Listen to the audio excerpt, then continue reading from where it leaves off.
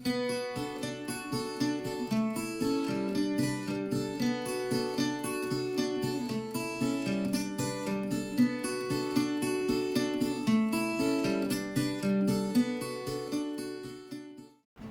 May dawned bright and clear.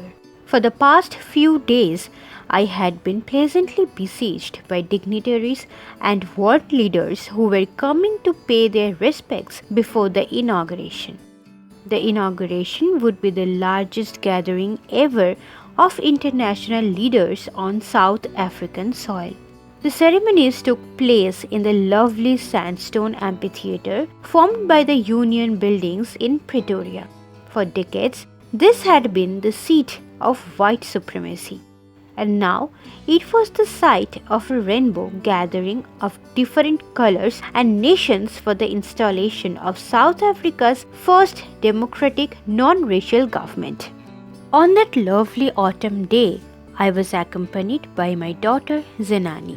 On the podium, Mr. De Klerk was first sworn in as second deputy president. Then Thabo Mbeki was sworn in as first deputy president. When it was my turn, I pledged to obey and uphold the constitution and to devote myself to the well-being of the republic and its people. To the assembled guests and the watching world, I said, "Today, all of us, to our presence here, confer glory and hope to newborn liberty. Out of the experience of an extraordinary human disaster that lasted too long, must be born a society of which all humanity will be proud. We who were outlaws not so long ago have today been given the rare privilege to be host to the nations of the world on our own soil. We thank all of our distinguished international guests for having come to take possession with the people of our country of what is, after all, a common victory for justice, for peace, for human dignity. We have at last achieved our political emancipation. We pledge ourselves to liberate all our people from the continuing bondage of poverty, deprivation, suffering, gender, and other discrimination. Never, never, and never again shall it be that this beautiful land will again experience the oppression of one by another.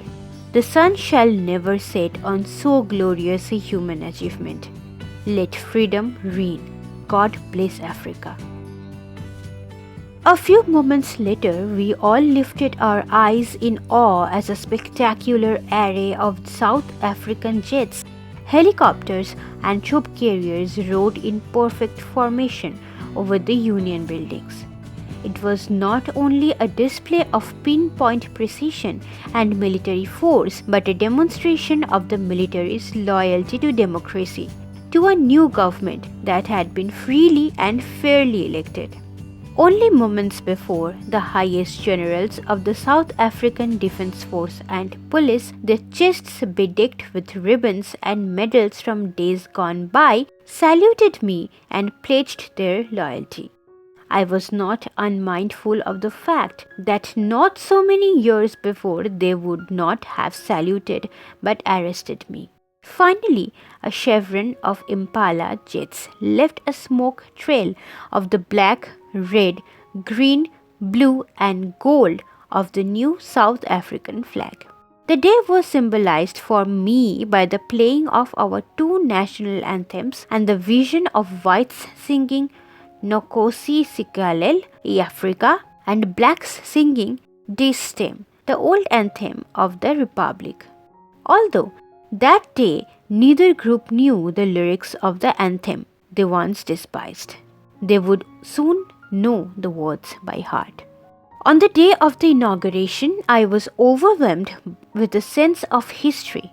In the first decade of the 20th century, a few years after the bitter Anglo-Boer War and before my own birth, the white-skinned peoples of South Africa patched up their differences and erected a system of racial domination against the dark-skinned peoples of their own land. The structure they created formed the basis of one of the harshest, most inhuman societies the world has ever known. Now, in the last decade of the 20th century and my own 8th decade as a man, that system had been overturned forever and replaced by one that recognized the rights and freedoms of all peoples, regardless of the color of their skin. That day had come about through the unimaginable sacrifices of thousands of my people whose suffering and courage can never be counted or repaid. I felt that day, as I have on so many other days, that I was simply the sum of all those African patriots who had gone before me. That long and noble line ended and now began again with me. I was pained that I was not able to thank them and that they were not able to see what their sacrifices had brought. The policy of apartheid created a deep and lasting wound in my country and my people.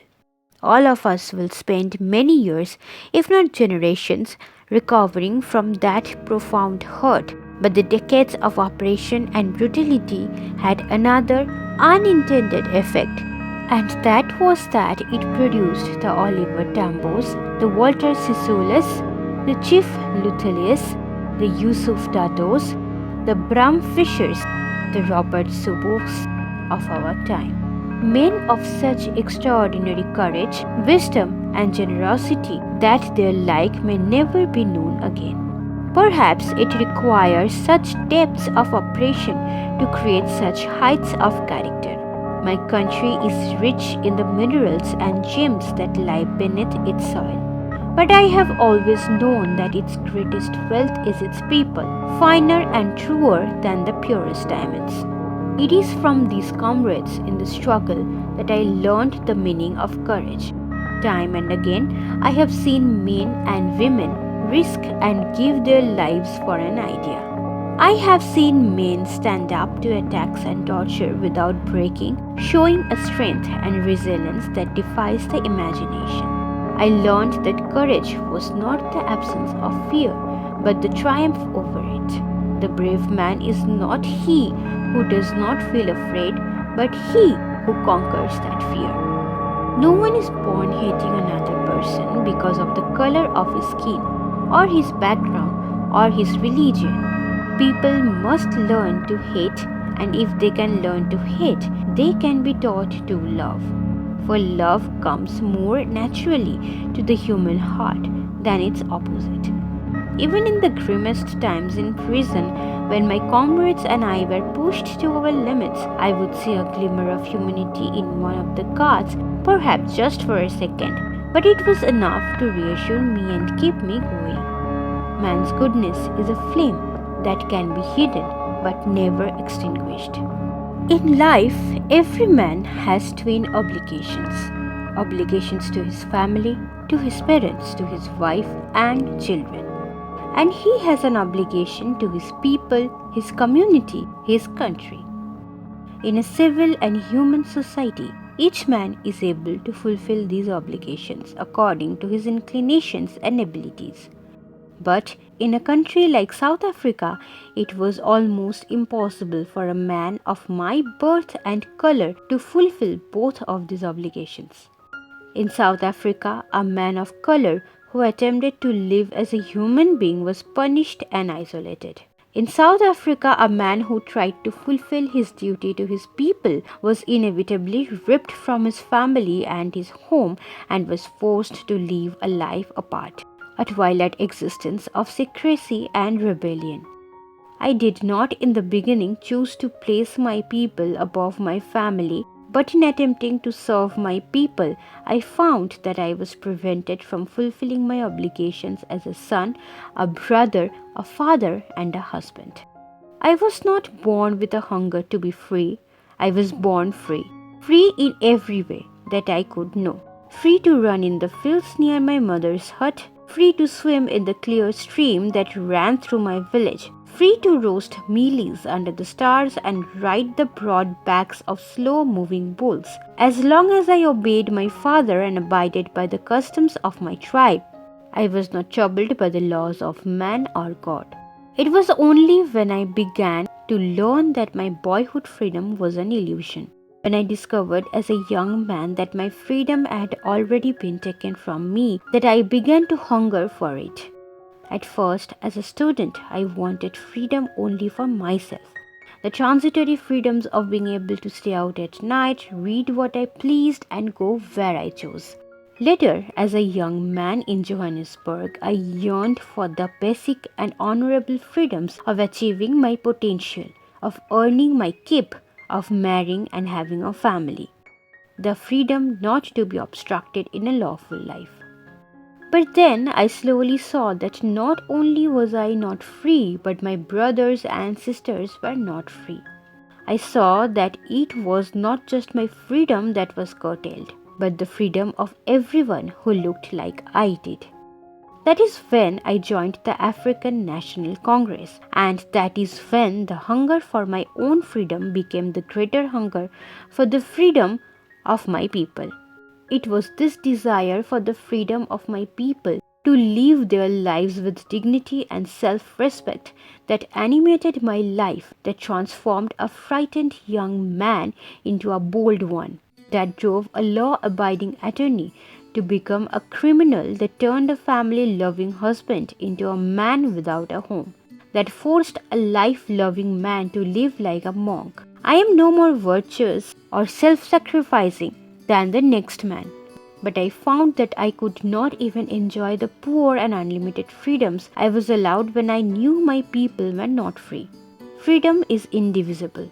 The chains on any one of my people were the chains on all of them. The chains on all of my people were the chains on me. I knew that the oppressor must be liberated just as surely as the oppressed. A man who takes away another man's freedom is a prisoner of hatred. He is locked behind the bars of prejudice and narrow-mindedness. I am not truly free if I am taking away someone else's freedom, just as surely as I am not free when my freedom is taken from me. The oppressed and the oppressor alike are robbed of their humanity.